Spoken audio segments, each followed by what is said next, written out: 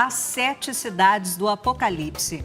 Nossa viagem em busca da herança deixada pelos primeiros cristãos na Turquia continua. Vamos conhecer as cavernas onde eles se protegiam da perseguição religiosa e que são habitadas até hoje.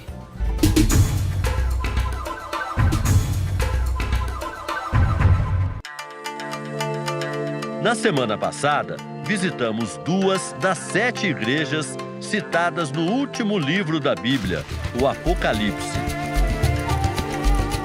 O início do texto é marcado por 7 cartas enviadas pelo apóstolo João a cada uma das igrejas. Todas elas ficam na atual Turquia, chamada de Ásia Menor no mundo antigo.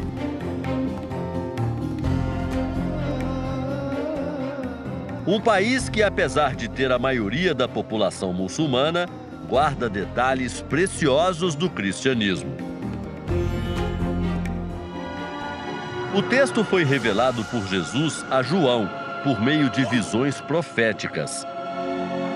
Na época, João estava preso na ilha grega de Patmos. As cartas contêm elogios e advertências a cada uma das 7 igrejas. Elas serviram como um guia para as primeiras comunidades cristãs. Igreja, no contexto daquela época, significava qualquer lugar onde os cristãos se reuniam. As igrejas em forma de casas ou edifícios, como a gente conhece hoje, só começaram a ser construídas no século IV depois de Cristo. O Apocalipse é o tema da novela da Record, que está chegando ao fim. O último capítulo vai ao ar amanhã. Nesta segunda-feira, os fãs da trama vão saber como vai acabar o reinado das trevas de Ricardo Montana, o anticristo. Cenas eletrizantes. E um final que promete impressionar os espectadores. Nosso roteiro pelas 7 cidades começa por Éfeso, atual cidade de Selçuk. Foi para lá que João levou Maria após a crucificação de Jesus. O apóstolo Paulo também viveu em Éfeso, onde foi perseguido pelos adoradores da deusa grega Ártemis. Também passamos por Tiatira, onde Cristo chamou a atenção do povo para as más influências que poderiam estar muito próximas e para a importância da perseverança na fé cristã. Hora de pegar a estrada e viajar 70 quilômetros para o sul, em direção à terceira igreja.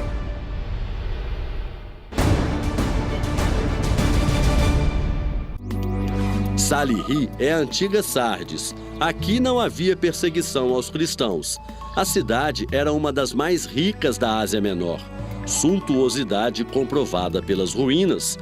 Mas nem tudo era perfeito aos olhos de Cristo. Os prédios eram enormes, mas a fé pequena. Para Jesus, Sardes era uma igreja de cristãos só da boca para fora. Os convertidos escutavam as pregações, oravam, mas não mudavam. Por isso, Cristo disse que Sardes era uma igreja morta. No cristianismo, os atos não podem ser incompatíveis com as palavras do Evangelho. Cada um deles, em vez de se dedicar ao conhecimento do Evangelho, em vez de se dedicar a viver uma vida como Cristo gostaria que eles vivessem, eles preferiam viver uma vida como eles achavam que deveriam viver, de acordo com as suas escolhas. Essa era a igreja cristã da época, perto do templo de Ártemis, a deusa grega da caça. A igreja parece pequena e mostra como a idolatria era marcante. Sardes era um importante centro comercial da região. Esta era a rua principal com muitas lojas, uma ao lado da outra, a maioria de judeus, mas tinha também as dos cristãos. A convivência entre judeus e cristãos era harmoniosa. O problema é que o relacionamento social ficou mais importante do que a manifestação da fé cristã. Uma cidade com um bom potencial aquisitivo, um bom desenvolvimento financeiro, que acabava contribuindo para essas pessoas procurarem essa vida de aparência apenas, de uma exuberância até mesmo financeira, mas com a parte interior, com a parte espiritual sendo relegada a segundo plano.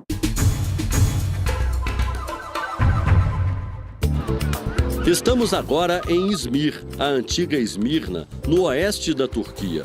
Hoje, esta é a terceira maior cidade do país, perdendo só para a capital, Ankara, e para Istambul. Izmir está localizada na costa do Mar Egeu. O porto facilita o comércio entre a Europa e a Ásia desde a antiguidade. Muitas vezes, as negociações eram realizadas em lojas subterrâneas, talvez o primeiro shopping center do mundo. A construção é do século IV depois de Cristo. E o que impressiona aqui é a engenharia. Numa época em que não havia cimento ou tijolo, o único recurso eram esses gigantescos blocos de pedras. Como explicar, por exemplo, esses arcos aqui, suspensos durante todo esse tempo? A obra vem resistindo até hoje aos grandes fenômenos da natureza, como os terremotos, que ainda ameaçam o país. Esmirna é considerada a Igreja dos Mártires. Os cristãos daqui eram pobres do ponto de vista material, mas ricos espiritualmente. Talvez tenha sido a cidade onde mais pessoas foram perseguidas. Andando aqui por essas ruínas, a gente fica imaginando quantas foram capturadas e queimadas vivas por honrar a Cristo. O exemplo mais conhecido é o de Policarpo, discípulo do apóstolo João. Ele foi queimado vivo pela fidelidade a Jesus. As últimas palavras de Policarpo estão na Bíblia. Por 86 anos tenho servido a Jesus, e nenhum mal ele me fez. Como então posso blasfemar do meu Rei e meu Senhor? Um local sagrado relembra Policarpo. Para os cristãos que não tiveram a coragem de Policarpo, a fuga era a única opção. Para escapar da morte, os cristãos fugiam a pé ou a cavalo. Viajavam dias, atravessavam rios e montanhas. Vários vieram aqui para a Capadócia para se esconder nas partes altas dos morros. Assim como faziam os moradores locais, os cristãos abriam buracos nas rochas para morar em cavernas. As rochas da região da Capadócia são de origem vulcânica, arenosas e fáceis de esculpir. Estudos arqueológicos mostram que as cavernas eram usadas como moradias há pelo menos 2000 anos antes de Cristo. As pessoas de várias famílias tinham o hábito de comerem juntas na época. Esse aqui era um refeitório coletivo, uma grande mesa no centro e bancos dos dois lados. A comida era preparada em buracos assim, em panelas de barro, aquecidas por carvão. Para conseguir água, eles subiam os morros com água dos rios e córregos que passam por perto, diz o diretor de um dos parques arqueológicos.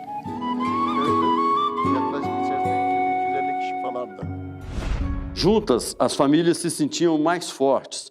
Por isso, não se incomodavam em dividir o mesmo teto. Muitas casas eram interligadas, como esta aqui. Não é possível saber onde terminava uma e começava a outra. Aqui, por exemplo, tem um corredor que dá acesso a um outro salão, provavelmente outra residência.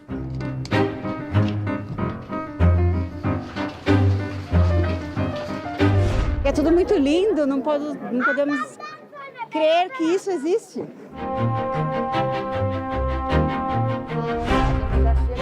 Há 11 anos na Turquia, a brasileira Clara mostra para a nossa equipe como o namorado dela vive. Algumas cavernas da Capadócia servem de moradia até hoje.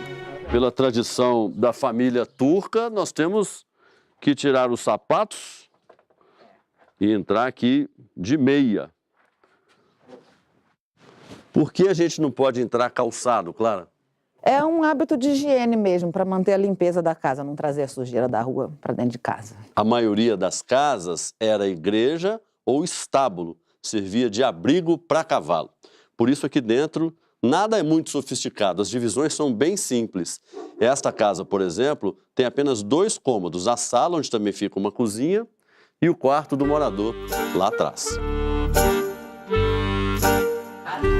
É proibido por lei alterar o interior das cavernas. Por isso, o desafio é encaixar os eletrodomésticos atuais em nichos já existentes. Se precisar de uma geladeira maior, você vai ter problema. É.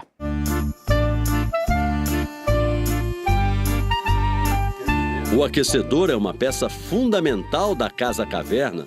No inverno, lá fora pode chegar a 25 graus abaixo de zero. É um sistema de aquecimento usando carvão. A fumaça sai por meio desse sistema de tubulação. E funciona, né, Clara? É o que funciona aqui. E no inverno você não vive sem isso, porque é frio. Clara conta ainda que as histórias de refúgio em cavernas e cidades subterrâneas nunca são esquecidas. Quando tinha perseguição religiosa, que eles entravam dentro da cidade subterrânea e poderiam viver lá por alguns meses, e muita gente, tinha gente que nascia ou morria na cidade subterrânea. Tinha um esquema, por exemplo, de cozinhar pão só à noite, porque aí tem um esquema de ventilação e para ninguém que estivesse andando procurando, né, a população achasse pela fumaça do cozinhar o pão. Sofrimento que está sempre presente nas cartas do Apocalipse, assim como conforto espiritual e recompensas para o povo que suportar esse sofrimento. O cristianismo trouxe luz no mundo de trevas. Ainda que pagassem com as próprias vidas, por onde passavam, os cristãos falavam do Evangelho. E quanto mais seguidores de Cristo eram mortos, mais a igreja crescia. Na carta enviada à antiga Esmirna, Jesus disse que o fortalecimento da fé vem da superação das tribulações. Ser fiel até a morte e dar-te-ei a coroa da vida.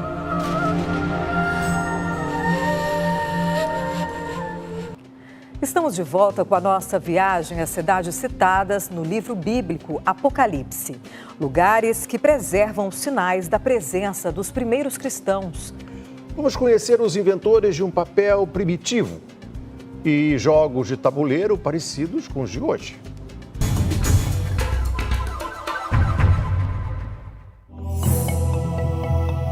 Nossa viagem pelas 7 igrejas do Apocalipse chega agora a Pérgamo, a antiga Pérgamo. A nova cidade foi construída lá embaixo e a antiga ficava aqui no alto deste morro. Para os moradores que viviam aqui, Jesus também mandou uma mensagem. É uma carta que se dirige a uma igreja que, apesar de manter-se de certa forma um pouco fiel, ainda estava se deixando contaminar por falsas doutrinas, por falsas informações, por idolatria, e por isso então ela ainda precisava passar por uma certa espécie de limpeza. A cidade também abrigava muitos templos dos deuses gregos e romanos. O livro do Apocalipse menciona o trono do Satanás, que seria este aqui, o trono de Zeus. Da construção original não sobrou quase nada, apenas algumas pedras da fundação. As ruínas da antiga Pérgamo foram levadas para a Alemanha por pesquisadores no final do século XIX. Hoje elas podem ser vistas no Museu de Pérgamo, em Berlim. Uma das passagens mais marcantes da carta a Pérgamo do Apocalipse diz: ao que vencer, darei eu a comer do maná escondido e dar-lhe-ei uma pedra branca, e na pedra um nome escrito. Na Roma antiga, um pai podia assumir ou não um filho publicamente. Se reconhecesse a paternidade, o nome do bebê era escrito numa pedra branca. Isso definia a posição da pessoa na sociedade. Garantia, por exemplo, os melhores lugares no teatro. No livro do Apocalipse, Jesus disse que daria uma pedra a quem o seguisse e não se unisse a outros deuses. Aquele que vencer, aquele que resistir até o final, for fiel até o final, vai receber o nome de Cristo. Então ele vai ter a garantia da entrada no céu, onde ele merece, onde ele gostaria de estar. Por mais de 200 anos, Pérgamo foi a cidade da província romana da Ásia Menor. o local mantinha uma biblioteca com 200 mil obras em papiro, o precursor do papel, feito com uma planta aquática de mesmo nome. Mas quem dominava a fórmula do papiro eram os egípcios. Quando o fornecimento foi interrompido, os moradores de Pérgamo improvisaram.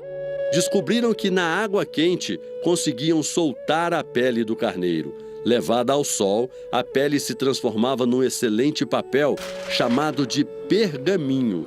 Daí o nome da cidade. Esta lojinha é a única que ainda comercializa pergaminhos. Já chegamos a vender centenas por dia. Hoje, bem menos. Acho que anda faltando dinheiro ou interesse mesmo pela história. Milattan önce 190'a gelindiğinde Conta o simpático comerciante.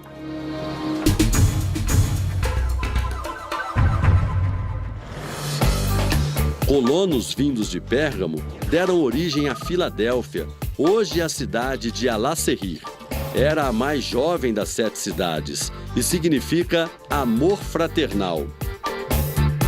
A exemplo de Esmirna, Filadélfia não recebeu nenhuma advertência de Jesus. Ao contrário, só elogios. Era considerada um exemplo de igreja. Os cristãos eram pobres, mas fiéis. Perseveraram na proposta da fé cristã, resistiram às tentações do mundo e às provocações dos que acreditavam em outros deuses. Filadélfia, assim como várias outras regiões turcas, está situada numa área propensa a tremores. No século XVII, um terremoto destruiu a cidade. Com medo da morte, os moradores passavam a noite fora de casa. Na carta do livro do Apocalipse, Jesus promete transformar cada cristão num pilar de um abrigo seguro e eterno. A quem vencer, eu o farei coluna no templo do meu Deus, e dele nunca sairá.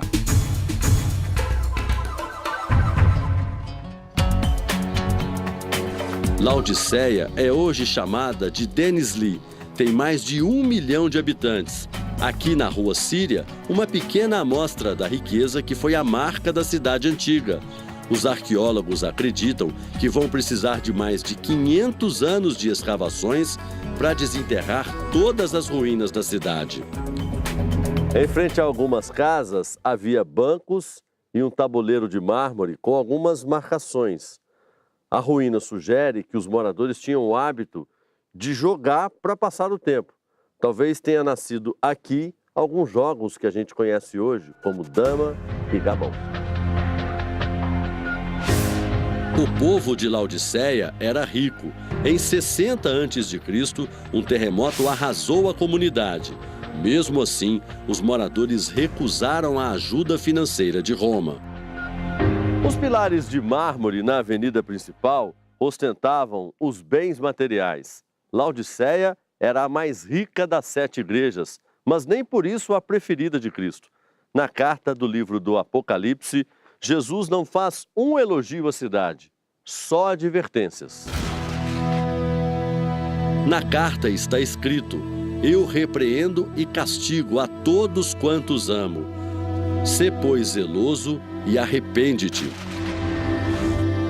Laodiceia também deu origem a um trecho da Bíblia muito citado no mundo todo.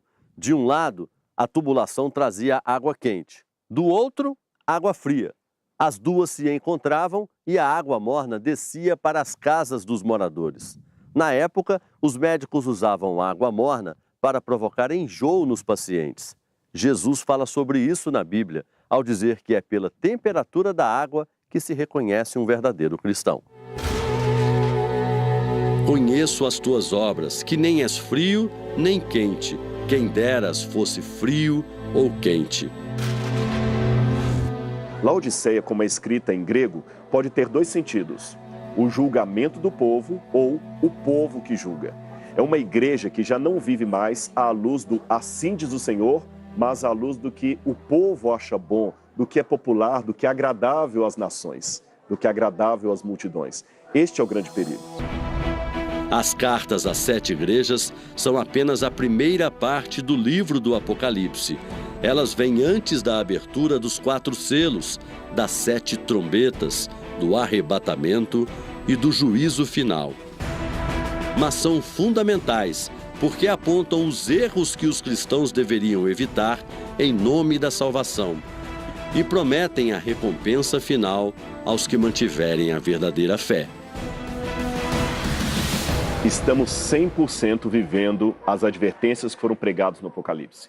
Eu não posso, evidentemente, pela própria advertência bíblica, dizer quando Jesus vai voltar. Nós não temos essa informação, mas nós sabemos que ele virá. E os sinais indicam que esse dia está próximo.